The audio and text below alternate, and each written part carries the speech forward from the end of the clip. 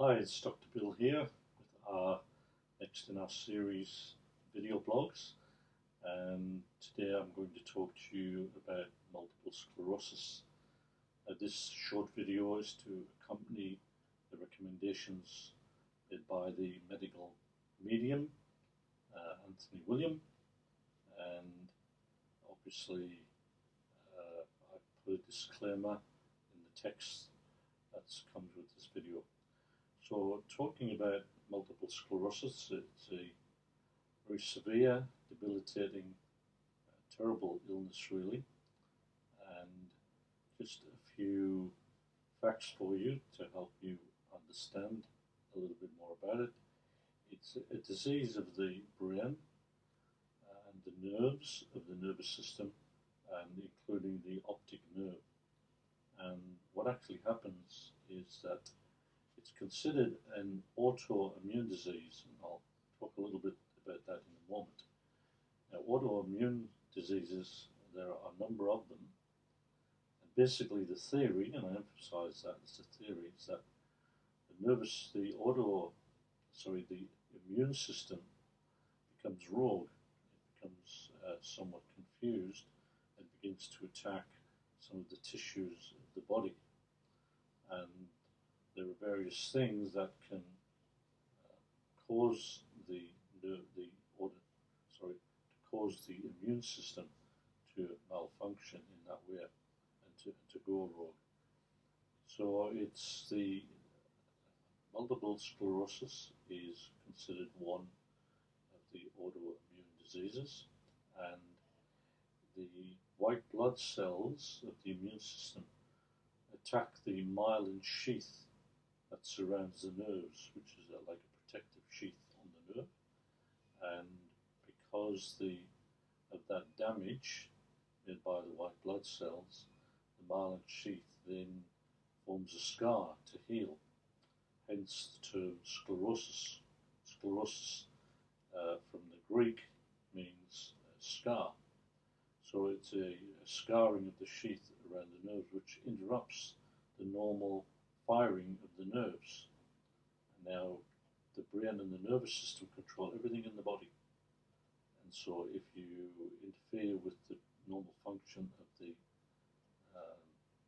nerve of the brain and the nervous system, then anything else can be affected.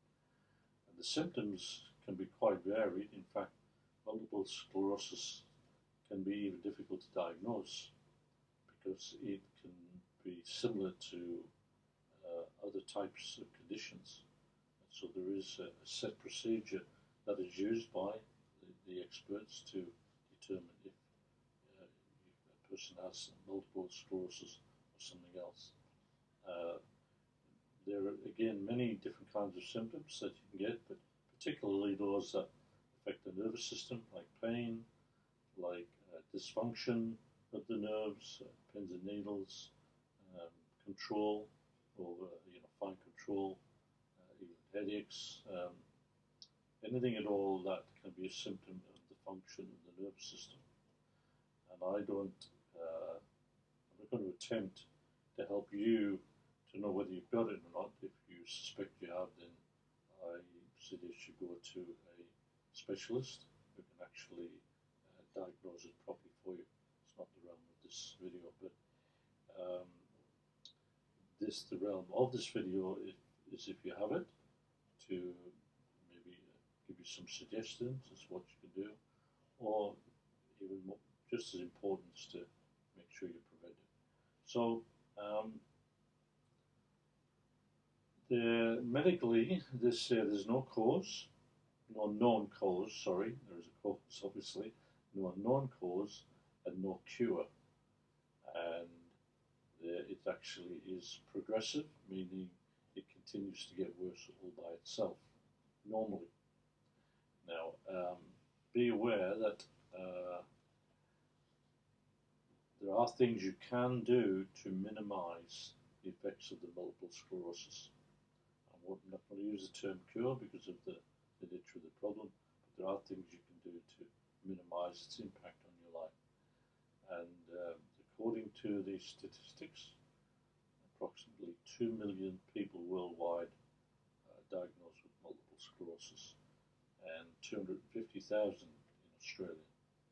So what can you do? Well, the one theory is because of the, and it's a theory about the autoimmune system being the problem. And taking that a step further, there is a theory that such things as the Epstein-Barr virus or the measles virus can compromise the immune system and thus cause it to go rogue and attack the myelin sheath around the nerves. Now, my logic says to me, if an Epstein-Barr virus or a measles virus can affect the immune system, so can other viruses or other pathogens. It stands to reason.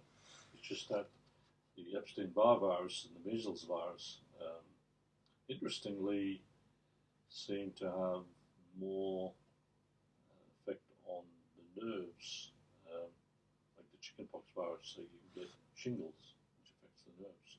But that's a direct connection. It's a direct attack from the virus to the cell or to the myelin sheath, rather than going through the immune system. So the key really is to try and understand, is your immune system compromised, and what is compromising it? Now that in itself is a huge task, because there's so many things can affect your immune system. Just to give you a broad idea, any type of stress on the body. Now when we say stress, we obviously mean mental and emotional stress can affect the immune system. That's probably well understood. There's also chemical stress, which of course we mentioned the virus or viruses or bacterial attack on the immune system. There's also environmental stress, which can affect our bodies. So, and physical stress, lack of sleep, lack of exercise, obviously diet. Now, I some time ago was talking to one of the guys that swims down the beach where I go. I like to do an ocean swim a few times a week, and there's a bit of a culture down there. Everyone talks to everyone. We've got things in common. So one of the guys down there has multiple sclerosis, and he said he's been able to improve it dramatically, and I think he said 80% improvement, which is a lot. And he was able to improve his symptoms by 80% based on his diet. He said he really became very, very strict with his diet, and particularly bringing the health of the gut up to speed. So we concentrate on the gut health and on diet. Now, I hasten to add, just because that approach has helped him, may not help everyone, because everyone's different. But obviously, improving your diet and improving your gut health is going to help regardless. But how much that is going to help depends on how much that is part of the problem. And of course, gut health, brain function, nervous system, and immune system have all been linked, so they're all connected. So the gut's been certainly looked at a lot these days, and how it affects so many other things in the body. And again, we've done other videos and blogs on that, and we've done other videos and blogs on the immune system. So if you are looking to help yourself, then obviously you need to see how your body is compromised, in what way. And the thing with the Epstein-Barr viruses and other stealth viruses is that these viruses can actually stay in your body long term. And you may not even be aware of it, because they can have a secondary effect, like a ricochet effect through your body. So you may not have flu or cold type symptoms like a virus, but your immune system can be weakened, so you'd have other types of symptoms. So there are ways you can find out if you are carrying any of these, what I call stealth viruses. And again, I recommend you go to the other blogs on my website to learn about the stealth viruses. The medical medium, which I've already mentioned, believes that the Epstein-Barr virus is the cause of so many other problems. So we talk about that in the other video. So it's really important to address, to see what's going on, what I call the biochemical jungle of your body, everything that's on the biochemical level, and both the healthy bacteria and also the unhealthy microorganisms, which we call pathogens, to really get that sorted out.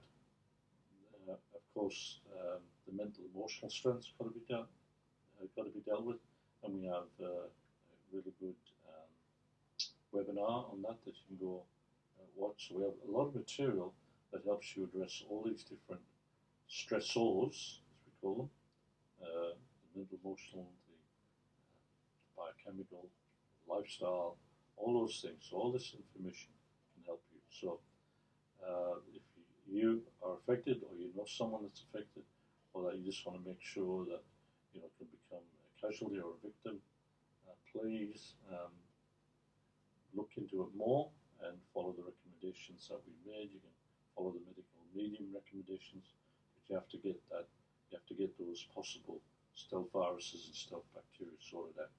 So this is Dr. Bill signing off. Thank you for your time, and look forward to seeing you on our next video blog.